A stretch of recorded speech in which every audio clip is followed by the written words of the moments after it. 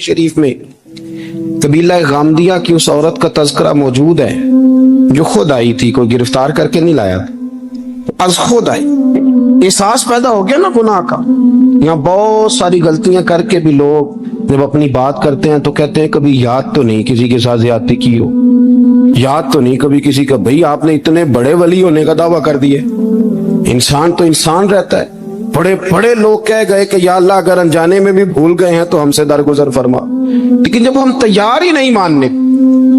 حضرت انس بن مالک کہتے ہیں وہ خاتون آئی تو پکڑ کے نہیں لایا، کسی 14 دنوں کے ریمانڈ پہ نہیں اسے منوایا گیا، اسے وہ خود بخود آئی اور کریم محبوب علیہ السلام کے سامنے جب وہ کھڑی ہوئی تو اتنے درد سے میں نے کم لوگ روتے دیکھے ہیں جس درد سے وہ روئی۔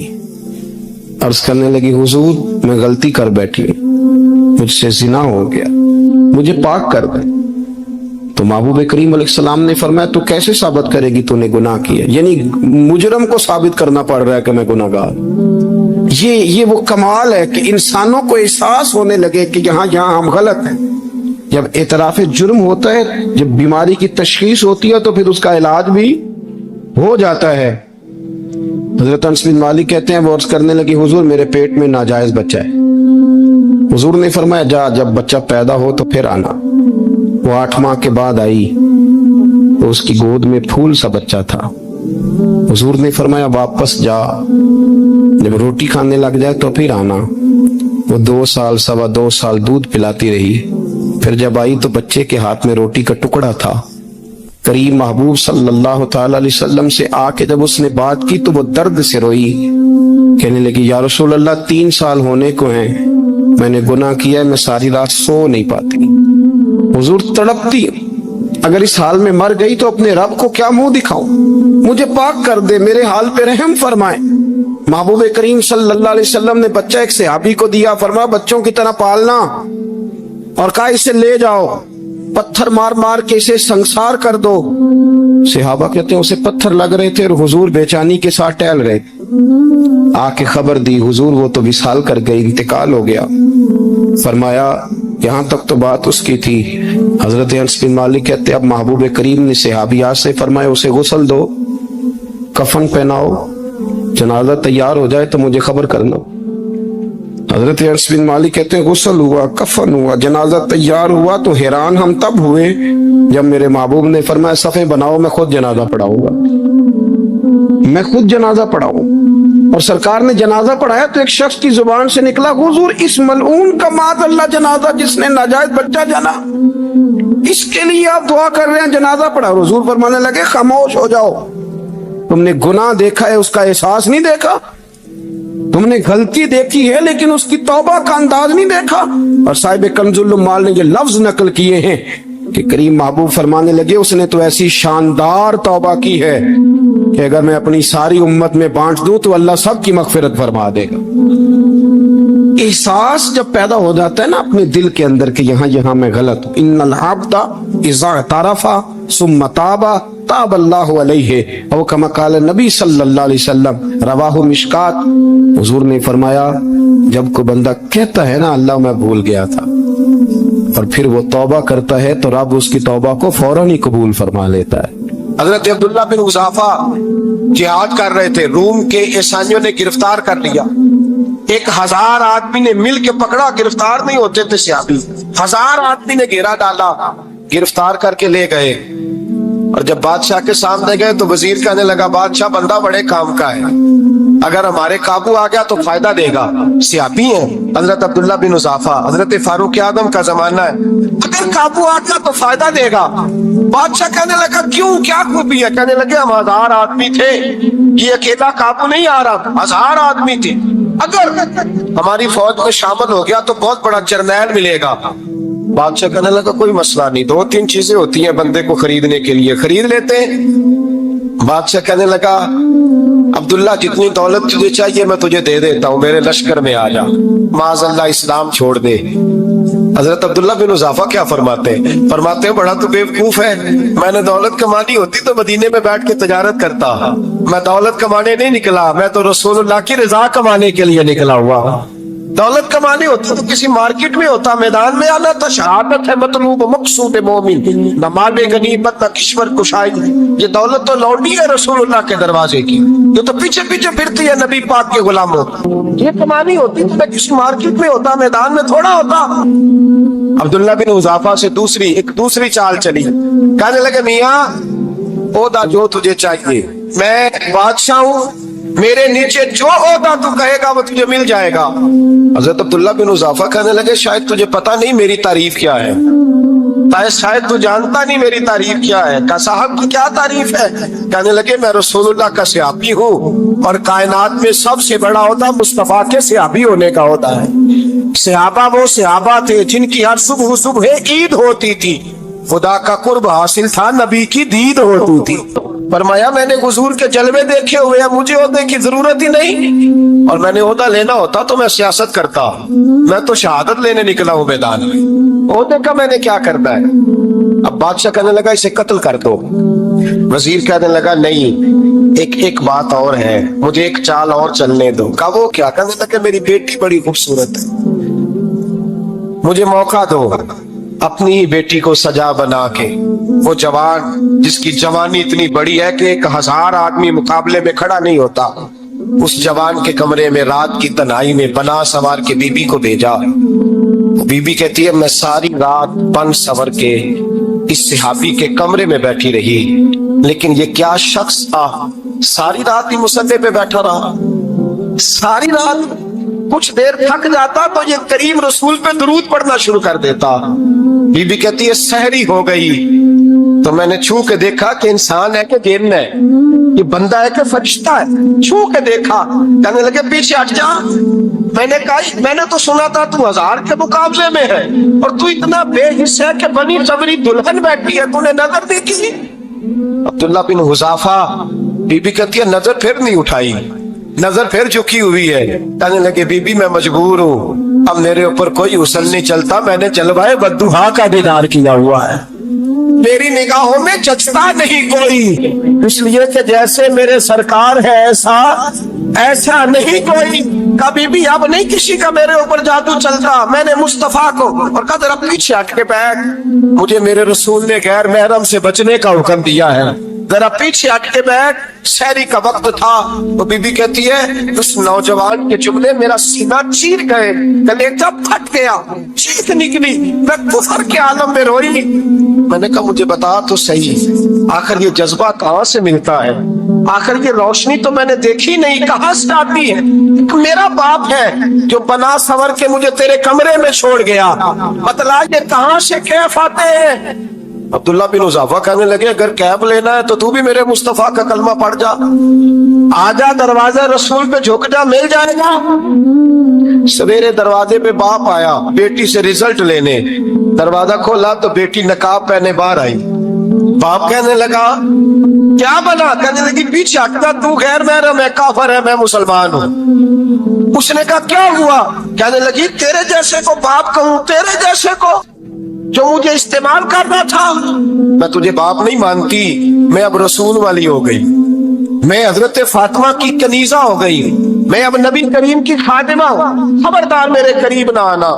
ये दाव भी नाकाम हुआ। अब हजरत अब्दुल्ला बिन हुज़ाफा के सामने मौत खड़ी की, एक कड़ा में तेल गर्म किया, कहने लगे तुझे इसमें जलाया जाएगा।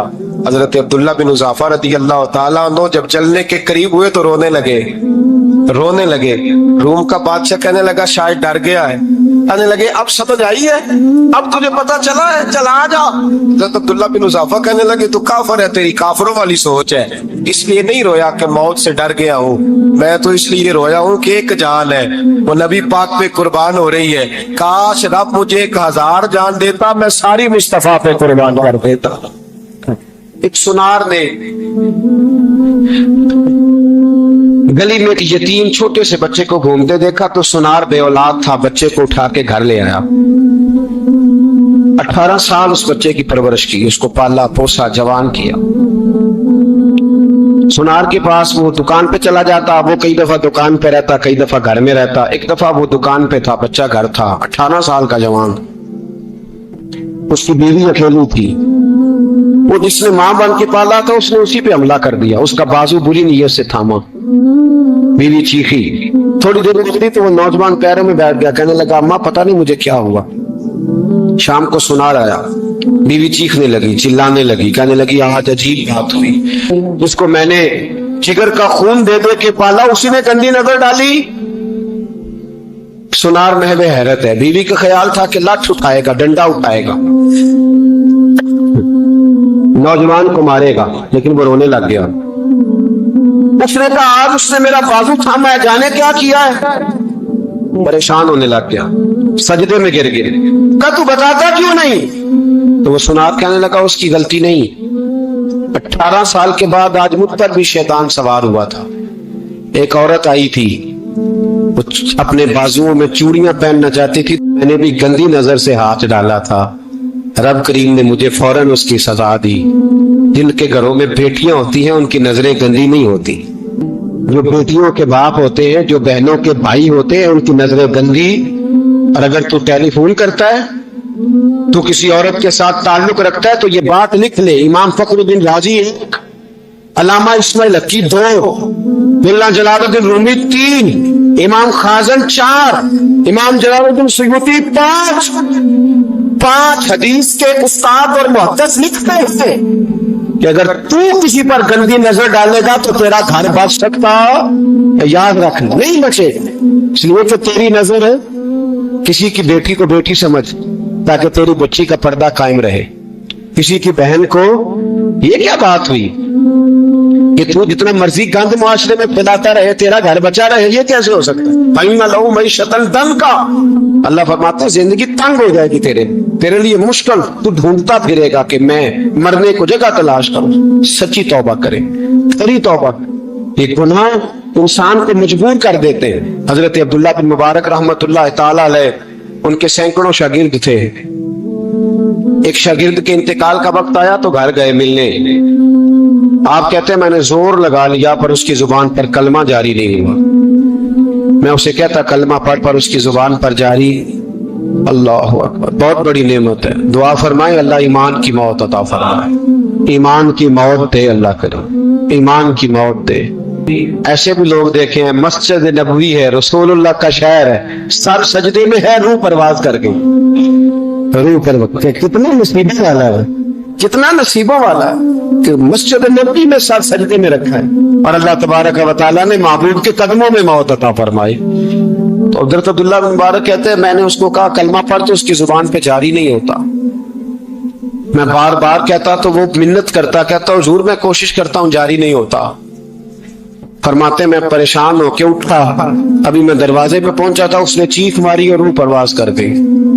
बच्चे रोने लगे, बीवी रोने लगी। तो मैंने उसकी बीवी से कहा कि ये जुर्म क्या करता था, इतना बड़ा पापी पे कलमा जारी नहीं हुआ। उसकी ज़ौजा कहने लगी हजरत जी 2 गुनाह थे इसके, एक तो ये शराब का आदी था, रोकती थी बाज नहीं आता था, और दूसरी बात ये कि ये अपनी अम्मा का नाफरमान था। वो 2 गलियां छोड़ के रहती है, ये कभी मिलने नहीं गया था। उस बूढ़ी का कलेजा इसकी तरफ से बड़ी तकलीफ में था। तो हजरत अब्दुल्लाह बिन मुबारक कहने लगे जा तू भी दुआ कर, उसकी माँ को भी कह दुआ करे कि यहाँ तो ये कलमा नहीं उसे नसीब हुआ, अल्लाह करे अल्लाह आखिरत की मंजिलें इसकी बेहतर फरमा दे। हदीस सुनाने लगा हूँ, हदीस है, हदीस से रसूल है। जवान खास करके जरा मेरी बात पे तवज्जो करे और बुजुर्ग खास कर तवज्जो करे जिन्होंने तरबियत करनी है। सुने, हुजूर की बारगाह में एक नौजवान आया है, ये संगमील हदीस, इसको याद रखना। अर्ज की हुजूर मैं सारे गुनाह छोड़ सकता हूँ, जिना नहीं छोड़ता। हुजूर मुझे जिना की इजाजत होनी चाहिए। मेरे हबीब ने थपकी दी, बिठा लिया। मैं कहता हूँ हुजूर ने गुनाहगारों को मुआशरे से काटा नहीं, उनकी तरबियत फरमाई है, उनकी तरबियत फरमाई है, उनको करीब फरमाया। मेरे हबीब करीम सल्लल्लाहु अलैहि वसल्लम ने फरमाया इधर आप बैठ जा, बैठ गए। हुजूर ने फरमाया तू पसंद करता है तेरी माँ के साथ कोई बदकारी करे? हुजूर नहीं। फरमाया तू पसंद करता है तेरी बेटी के साथ कोई बदकारी करे? या रसूलल्लाह मैं आंखें निकाल दूंगा। हुजूर ने फरमाया तू पसंद करता है तेरी बहन के साथ? हुजूर मैं काट डालूंगा वो हाथ जो मेरी बहन की तरफ उठेंगे। फरमाया तू पसंद करता है कि तेरी खाला फुप्पी ममानी की तरफ कोई ऐसी हरकत करे, हुजूर मैं काट के रख दूंगा उन लोगों को जो बात भी करेंगे। मेरे हबीब ने फरमाया अच्छा, जिसके साथ तू बदकारी की इजाजत मांग रहा है वो किसी की मां नहीं लगती, वो किसी की बहन नहीं लगती, और किसी की बेटी नहीं होती। याद रखे मुल्ला जलालुद्दीन रूमी एक, इमाम गजाली दो, आला हजरत फाजले बरेलवी तीन, बुजुर्ग मुफ्ती का तौर पर लिखते हैं, फरमाते हैं जो गंद के साथ दूसरे घर में ताड़ता है वो अपने घर की खैर मना ले, जो गंदी नजर दूसरों पर रखता है वो अपने घर की खैर मना ले, इसलिए कि जो जुर्म वो किसी के खाते में डालेगा वो सजा बन के उसके घर की तरफ लौटा दिया जाएगा, जो बदकारी वो किसी के खाते में डालेगा वो सजा बन के अल्लाह उसके घर की तरफ लौटा देगा। अगर अपने घर को पाक रखना चाहते हो तो दूसरों की तरफ पाक नजर रखनी शुरू कर दो। अगर चाहते हो कि तेरा घर पे अजीब मामला है ना, बेटे को तो पसंद की शादी की इजाजत है तो बेटी को इजाजत क्यों नहीं? अगर तेरा बेटा पसंद की शादी करेगा तो याद रखना फिर जब किसी की बेटी ये लफ्ज बोलती है फिर इज्जतों के जनाजे निकलते हैं, फिर ओरियानी फहाशी का जो है वो कलक लगता है माथे पर, फिर याद रखना चारों जानिब से रुसवाइयां तेरा नसीबा होती है। अगर तू बेटी को रोकना चाहता है तो बेटे का हाथ पकड़, अगर तू बेटी को साफ रखना चाहता है तो बेटे को शर्मो हया की चादर उड़ा, अगर तू बेटियों के किरदार की हिफाजत करना चाहता है तो पहले बेटे को पाबंद शरीयत बना। एक बहुत बड़ा गुनाह बदनिगाही का गुनाह है। हमको पता है हमारे मुल्क के अंदर बदकारी, सिना और बेहयाई की शरह कितनी बढ़ती जा रही है, किस कदर बढ़ती जा रही है। वो लोग जो निकाह कर लेते हैं वो भी अपनी निगाहों को, मैं अक्सर कहता हूँ, हुजूर ने फरमाया निकाह आधा ईमान है, जिसने निकाह कर लिया उसका ईमान मुकम्मल हो गया, तो जो निकाह के बाद भी बाज ना आया मैं उसको बेईमान नहीं कहता, लेकिन नबी पाक ने फरमाया जो निकाह कर ले उसका ईमान है, बोलिए ईमान, महफूज हो गया उसका ईमान, सारे बोलिए ईमान, और जो फिर भी बाज ना आए हुजूर कह रहे ईमान मुकम्मल हो गया, और जो ना बाज आया क्या फतवा दिया जाए हदीस की रोशनी में। मेरे नबी पाक की बारगाह में औरतें आई तौबा करने, बैत करने, मुसलमान होने, तो हुजूर बैत लेते वक्त फरमाने लगे मेरे साथ वादा करो, झूठ नहीं बोलोगी, गिबत नहीं करोगी, जिना नहीं करो। एक औरत बोल पड़ी, कहने लगी या रसूल अल्लाह सल्लल्लाहु अलैहि वसल्लम मैं मुसलमान तो नहीं पर खानदानी हूँ, मेरे घर वालों के ज़हन में भी कभी जिना का ख्याल नहीं आया। हम तो इसे खानदानों के वकार के खिलाफ समझते हैं। रोज बुरी नजर से किसी को देखना और किसी के बारे में गलत बातें, नाराज ना होना। बहुत सारे बूढ़े भी लज्जत ले लेके जुर्म बयान करते हैं, गुनाह बयान करते हैं, गलत बातें करते हैं, किसी औरत के बारे में तबसरा करते हैं। क्या समझते हैं मर्द और औरत माज़अल्लाह ताला एक कमरे में जाके बदकारी करे तो वही जिना है? मेरी तरफ देखिए और झांक करके सुनिए क्या कर रहा हूँ, इधर देखिए मेरी तरफ। नबी पाक सल्लल्लाहु अलैहि वसल्लम ने फरमाया जिना जुबान का भी होता है, जिना कान का भी होता है, जिना आंख का भी होता है। हुजूर किस तरह? फरमाया जिसने गंद देखा उसने आंख का जिना किया, जिसने लज्जत लेके सुना चुप नहीं कराया, पूरी बात सुनी, वो भी जानी है, और जिसने गंदी बात बोली वो मुंह की जानी है, जिसने गंद सोचा वो तमाम जानी है। और जानी को सबसे पहली सजा अल्लाह ये देता है कि सजदे की लज्जत छीन लेता है, इबादत का सुरूर छीन लेता है, उसका नमाज में दिल नहीं लगता। कुरान में सबसे पहली सजा उसे अल्लाह अपने दरवाजे से दूर कर देता है। भाइयों आज हमारे सजदे बेकैफ हैं, आज लोग गलत जगह पे घंटों बैठे रहते हैं, मस्जिदों में लोगों के दिलों को घबराहट होती है, लोग भागते हैं। मेरे नबी पाक ने फरमाया तो नजर को पाक कर ले, अल्लाह तेरी इबादत में लज्जत पैदा फरमा देगा। मेरे भाई याद रख ले और सुन ले, सबसे कमजोर आदमी वो है जिसका जहन पाक नहीं, सबसे कमजोर आदमी वो है जो किरदार का गलत है। एक बात मैंने पढ़ी, آپ یقین کریں میرا دل کرے کہ میں آگ لگا دوں اس عنوان کو جس پہ گندگی لکھی جاتی ہے، ان اخباروں کو، ان چیزوں کو جس پہ گند لوگوں کے دلوں میں۔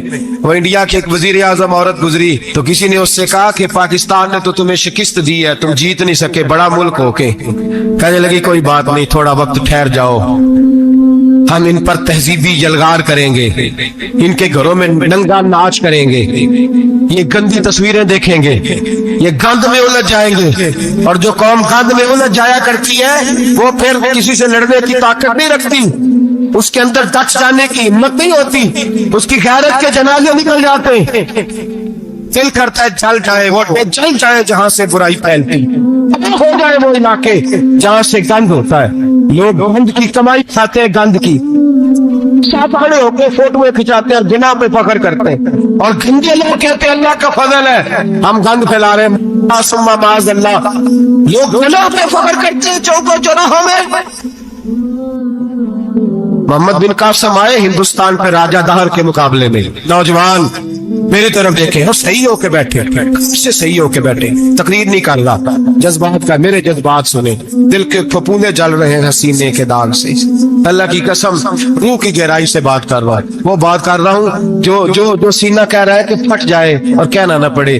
قرآن و حدیث پڑھتے ہیں اور پھر اپنا حال دیکھتے ہیں تو لگتا یہ ہے کہ عذاب قریب آ گیا ہے، لگتا ہے زمین پھٹنے والی ہے، آسمان گرنے والا، لگتا ہے قریب آ گیا ہے سارا کچھ۔ سمجھے کیا عرض کر، یہ بات اگر آپ سمجھ گئے تو قیمت وصول ہو گئی، اس کو سمجھ گئے تو سمجھنے آپ کے مزاج کے اندر اللہ نے تبدیلی پیدا کر دی۔ محمد بن قاسم 18 سال کا جوان، ایک عورت کی عزت پر راجہ دہر ہندو نے حملہ کیا، محمد بن قاسم بچانے آئے۔ جب ہندوستان آئے فوج تھوڑی تھی، علاقہ تھوڑا تھا، راجہ دہر کی فوج بہت زیادہ، اور پھر اپنا عرب چھوڑ کے یہاں آ کے ہندوستان میں اس کے علاقے میں اس پہ حملہ کرنا، حالات خراب تھے۔ محمد بن قاسم پریشان ہے، ایک بزرگ نے دیکھا، کہنے لگے پریشان کیوں ہو؟ کہنے لگا سوچتا ہوں علاقہ بھی اس کا، فوج بھی اس کی، میرے فوجیوں کو تو رستوں کا بھی نہیں پتا، کیسے جنگ کریں گے، کدھر سے آئیں گے، اور پھر ہمیں زبان بھی نہیں آتی، کیسے کام ہوگا، کر رہا ہوں۔ 2-4 دن گزرے تو محمد بن قاسم اشاش بشاش ہو گئے۔ وہ بزرگ کہنے لگے خیر ہے، بڑے مطمئن ہو گئے ہو، کہنے لگے بس راجہ دہر ہم سے مقابلہ نہیں کر سکتا، راجہ دہر ہمارے مقابلے میں کھڑا نہیں ہو سکتا، وہ گرا کے گرا، وہ لڑکھڑایا سے لڑکھڑایا، ریزہ ریزہ ہو جائے گا۔ آپ کو جو خوشخبری مل گئی، کہنے لگے مجھے پتا چلا ہے کہ راجہ دہر ذہن کا گندا ہے، وہ تو چچا کی بیٹی کو نہیں چھوڑتا، ماموں کی بیٹی کو نہیں چھوڑتا، خالہ کی بیٹی کو گندی نظر سے دیکھتا ہے۔ جس کا ذہن گندا ہوتا ہے کسی کا مقابلہ نہیں کر سکتا، ہمیں فتح ہوگی، فتح وہ گرے گا۔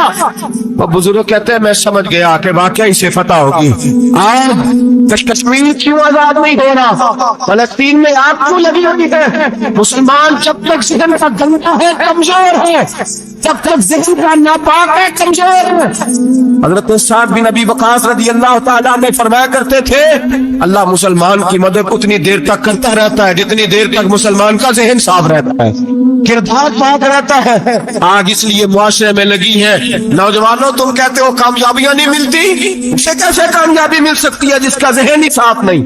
وہ کیسے دنیا کی بازی جیت سکتا ہے جس کی نگاہ ہی پاک نہیں؟ وہ کیسے آگے بڑھ سکتا ہے جس کے کردار میں پاکیزگی نہیں؟ اپنے آپ کو پاک کر لو، اللہ ہر مشکل میں تمہاری مدد فرمائے گا، راستے میں تمہاری مدد فرمائے گا۔ اور میں نے کہا جب آدمی ناپاک ہوتا ہے تو رب کریم اس سے عبادت کی لذت چھین لیتا ہے، اور اللہ کی سب سے بڑی سزا جو ہے کہ کسی کو سجدہ نہ لمبا کرنا دے۔